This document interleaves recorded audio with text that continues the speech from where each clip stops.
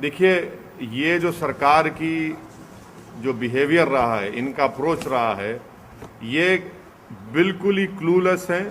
Covid के control इनसे निकल चुका है। इनके पास इंसानियत नाम की चीज़ बाकी नहीं रही है। अगर बाकी होती तो इतनी बड़ी गलती कि फॉरेन कंट्रीज से 300 टन का emergency Covid aid Delhi airport पर रुका हुआ है, जिसमें 5,500 ऑक्सीजन कॉन्सेंट्रेटर्स हैं, 3,200 ऑक्सीजन सिलेंडर हैं, 1,36,000 रेमडेसिविर इंजेक्शन है।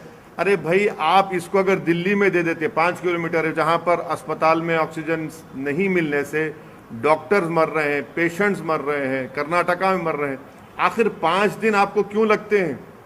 आपको पहले से ही मालूम होना चाहिए था, आपको पहले से प्लान बनाना चाहिए था कि रेस्पेक्टिव स्टेट गवर्नमेंट्स को फौरन डिस्ट्रीब्यूट करते, डिसबर्स करते, मगर नहीं।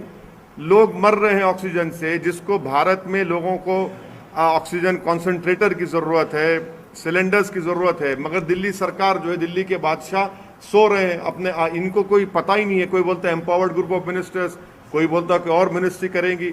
अरे ये वक्त आपको एक्शन लेने का है। आप तो सुप्रीम कोर्ट में जाकर कह दिए कि प्रधानमंत्री और होम मिनिस्टर जिम्मेदार होंगे। इतने लोग मर रहे हैं तो जिम्मेदारी किस पर आएगी?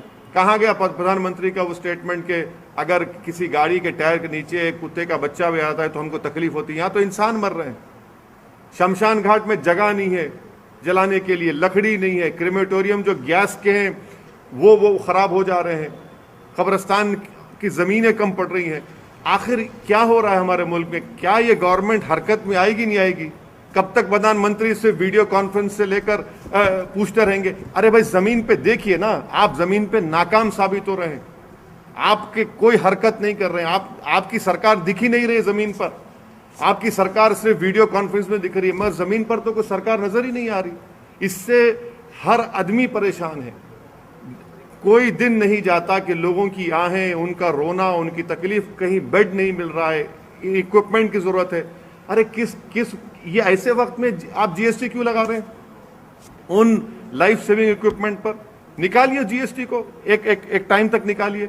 और फिर इंपोर्ट ड्यूटी आप रखे क्यों? इंपोर्ट ड्यूटी उसको भी निकालिए। अरे भाई, इस जब फॉरेन कंट्रीज एड दे रही हैं, बांग्लादेश दे रहा है, उज्बेकिस्तान दे रहा है, सब दे रहे हैं हमको, तो आपको तो ये काम करना चाहिए था ना। आप दिल्ली में एम्बेसीज हैं, आज एक अफ्रीकन कंट्री का डिप्लोमेट, उसकी मौत हो गई, उसको ऑक्सीजन नहीं मिला, मिलिट्री हॉस्पिटल ले जाना पड़ा उसको। तो ये देखकर ऐसा लग रहा है कि सरकार बिल्कुल ही इनविजिबल हो चुकी है, कहीं पर नजर नहीं आ रही। रेलवे मंत्रालय का दावा है कि वो कई सारे ऑक्सीजन एक्सप्रेस भी चला रहे हैं, लेकिन रेलवे मंत्रालय को सिर्फ इतना कहना चाहिए कि दिल्ली को कितने ऑक्सीजन की जरूरत थी, आपने कितना दिया पूरे देश में? आप दिल्ली को आप नहीं दे सक रहे और आप बाजा बजा रहे अपना। ये तो कैपिटल है ना देश का, वहीं पर आपकी झूठ तो वहीं साबित हो रही है। पॉलिटिकल सवाल सर, बंगाल में काफी पोस्ट पोल वॉयलेंस हो रहे हैं, उसको आप कैसे देखते हैं? ये जो नहीं, ये इंसान की जिंदगी, उसकी जान एक फंडामेंटल राइट है भारत के संविधान में। जो कोई सरकार, चाहे केंद्र सरकार हो, कोई भी स्टेट गवर्नमेंट हो, उनकी पहली जिम्मेदारी ये होनी चाहिए कि वो इंसान की जान को बचाएं। और अगर वो जान को नहीं बचाते तो वो अपने फंडामेंटल ड्यूटी में नाकाम साबित हो रही हैं। तो कॉन्स्टिट्यूशन में राइट टू लाइफ एक फंडामेंटल राइट है। जहां कहीं भी जिस देश के जिस किसी कोने में अगर कोई सरकार किसी भारत के नागरिक की या किसी भी इंसान की जान को बचाने में नाकाम है तो हम उसको कंडेम करते हैं। अलग अलग political parties, national political parties, वो they are demanding and they are in fact उनका वो फेवर कर रही हैं कि लॉकडाउन होना चाहिए, नेशनल लॉकडाउन होना चाहिए। वो बड़ी जोर नहीं, मैं लॉकडाउन के खिलाफ हूँ। ये हिमाकत करने की बातें हैं। लॉकडाउन से ये होगा कि या तो गरीब भूख से मर जाएगा या कोविड से मर जाएगा। आपको कंट्रोल करना है। कर्फ्यू आप लगा रहे हैं, बहुत अच्छा है, कर्फ्यू चल रहा है, मगर कंप्लीट लॉकडाउन से फिर क्या होगा? उस गरीब के घर में खाना कौन लाएगा? और आप ये तो एक बहुत बड़ी हिमाकत होगी मेरे बारे में, इस बारे में। और मेरी राय, मैं शुरू से लॉकडाउन के खिलाफ रहा हूँ और आज भी लॉकडाउन के मैं खिलाफ हूँ।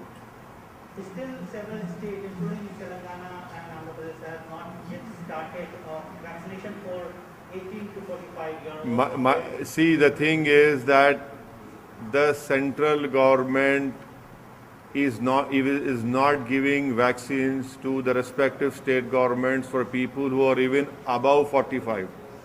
There are no vaccines available in Telangana. The central government they have not even ordered properly from Serum, that organization Pune, or from the other one in Bharat Covaxin. You have not placed an order. It has come out in media very clearly. Modi government has not even placed order for enough vaccine so that it can be continued. And they are clueless. I'm telling you, they are not in control of this how to tackle this COVID second wave.